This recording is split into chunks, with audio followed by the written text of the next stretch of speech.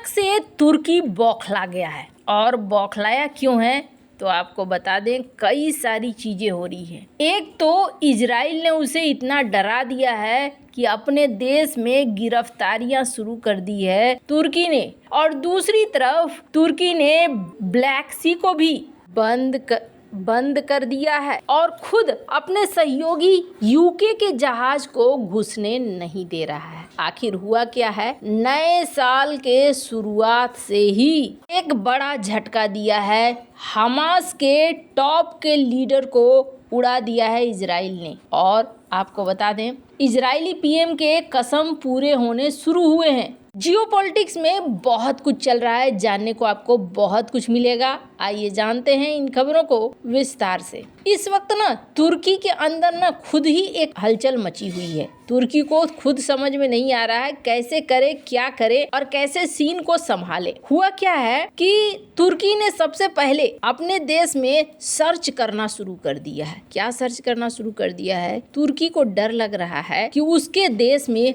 Mossad के agent हैं। तुर्की ने इजराइल खुफिया एजेंसी मोसाद के एजेंट होने के शक में 34 लोगों को पकड़ा है। अधिकारियों का दावा है कि ये लोग मोसाद से जुड़े हैं और तुर्की में रहने वाले फलस्तीनियों को निशाना बना रहे हैं। तुर्की के एक बड़े अधिकारी ने कहा है कि मोसाद उनके देश में अपने एजेंटों को भर्ती कर रहा है। पिछले महीने तुर्की के अधिकारियों ने इजराइल को चेतावनी दी थी कि अगर उसने तुर्की सहित फलस्तीन के बाहर रहने वाले हमास आतंकवादियों पर हमले की कोशिश की तो उसे गंभीर परिणाम भुगतने होंगे। राष्ट्रपति रजब तैयब अर्दोगन ने चेतावनी में कहा था कि इजराइल की एक बड़ी गलती होगी। तुर्की अपने अधिकांश पश्चिमी सहयोगियों और कुछ अरब देशों के तरह हमास को आतंकवादी समूह नहीं मानता है। तुर्की में कथित मोसाद एजेंट की गिरफ्तारी के बारे में पूछे जाने पर इजरायली प्रधानमंत्री कार्यालय और विदेश मंत्रालय ने तुरंत कोई टिप्पणी नहीं की है। गाजा पट्टी पर आक्रमण के बाद से ही तुर्की और इजराइल में तनातनी जारी है। इजराइल ने तुर्की से अपने राजदूत को भी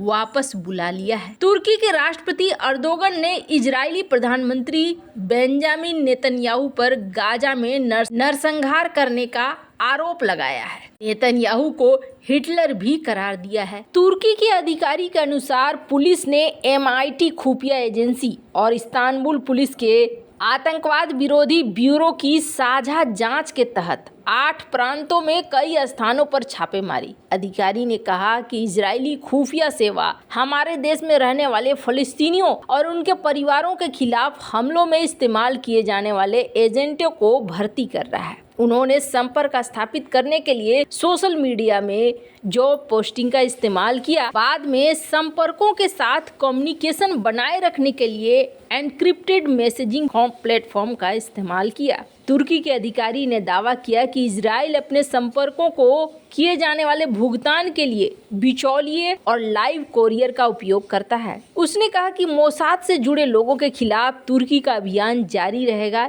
इससे पहले तुर्की के आंतरिक मंत्री अली यर्लिकाई ने कहा कि संदिग्धों को ऑपरेशन मोल नाम का एक ऑपरेशन से के तहत इस्तांबुल सहित 57 स्थानों पर हिरासत में लिया गया है। उन्होंने दावा किया कि ऐसा मानना है कि उनका लक्ष्य तुर्की में रहने वाले विदेशी नागरिकों की पहचान करना, निगरानी करना, हमला करना या अपहरण करना था। अब तुर्की ये एक्शन क्यों ले रहा है तो आपको बता दें, इसके अलावे भी तुर्की ने एक एक्शन लिया है और इस एक्शन में तुर्की ने ब्लैक सी को बंद कर दिया है। तुर्की ने ऐलान किया है कि वो यूक्रेन को ब्रिटेन से दान में मिले 2 माइन हंटर जहाजों को काला सागर जाने की अनुमति नहीं देगा। काला सागर में प्रवेश के लिए इन जहाजों को तुर्की की जल सीमा से होकर गुजरना होगा। तुर्की का दावा है कि अगर ये युद्धपोत उसकी जल सीमा से होकर गुजरता है तो ये एक अंतर्राष्ट्रीय समझौते का उल्लंघन होगा। ब्रिटेन ने पिछले महीने कहा था कि वो रूस के साथ युद्ध में यूक्रेन के समुद्री अभियानों को मजबूत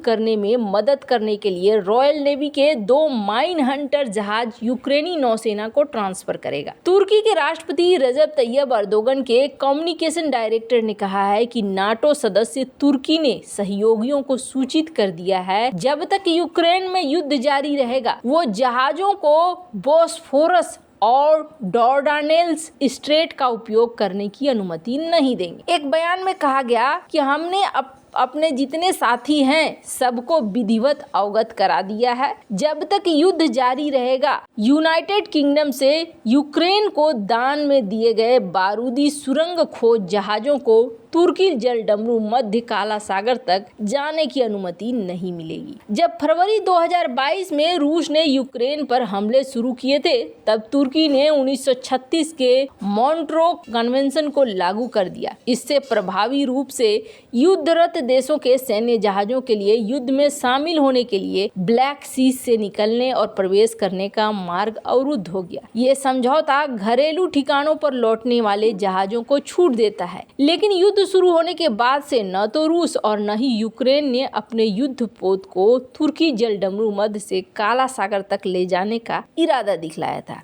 तुर्की अपने सहयोगी नाटो देशों को भी चेतावनी दे चुका है कि वो बोस्फोरस और डार्डानेल्स जलडमरू मध्य के माध्यम से युद्धपोत न भेजें। मॉन्ट्रो कन्वेंशन के अनुसार युद्ध के समय युद्ध में शामिल नहीं हुए देशों के युद्धपोत जलडमरू मध्य से गुजर सकते हैं, लेकिन सम्मेलन ये भी कहता है कि अगर तुर्की खुद को युद्ध में शामिल होने के खतरे में मानता है तो सभी युद्धपोतों को इस रास्ते से होकर काला सागर में घुसने और उससे बाहर निकलने का आदेश देने पर अंतिम अधिकार रखता है। राष्ट्रपति अर्दोगन ने कहा कि तुर्की ने काला सागर में वृद्धि को रोकने के लिए मॉन्ट्रो को निष्पक्ष और सावधानी पूर्वक लागू किया है। अब तुर्की ये सारा कुछ क्यों कर रहा है, तो आपको बता दें, ऐसा कुछ करने के पीछे एक बहुत बड़ा कारण है और वो कारण है इजराइल का एक्शन। इजराइल ने साल के पहले दिन ही एक बड़ा हड़कंप मचा दिया है। पिछले साल अक्टूबर महीने की 7 तारीख को हुए हमले के बाद इजराइल के प्रधानमंत्री बेंजामिन नेतन्याहू ने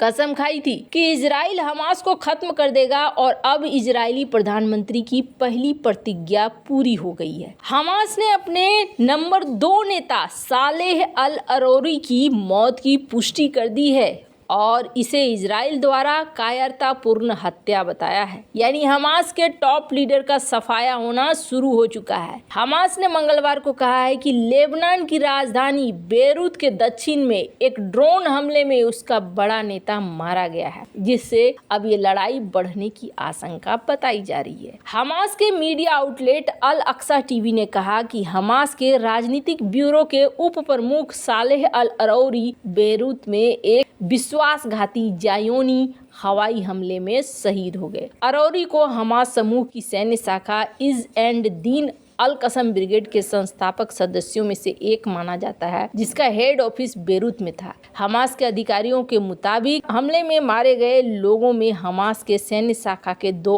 अन्य नेता समीर फिंडी अबू आमिर और अजम अल अकरा अबू अम्मार भी शामिल थे। वैसे आपको बता दें, ये जो मौत हुई है, ये मौत संजोग देखिए, कहा जा रहा है तारीख भी वही है जो तारीख सुलेमानी की मौत की थी और लेबनान में घुसकर ये हमला किया गया है इजराइल के द्वारा। वैसे इन सब मामले में आपकी क्या राय है, कमेंट कर जरूर बताएं। जल्द मिलते हैं अगले वीडियो में नई खबर के साथ।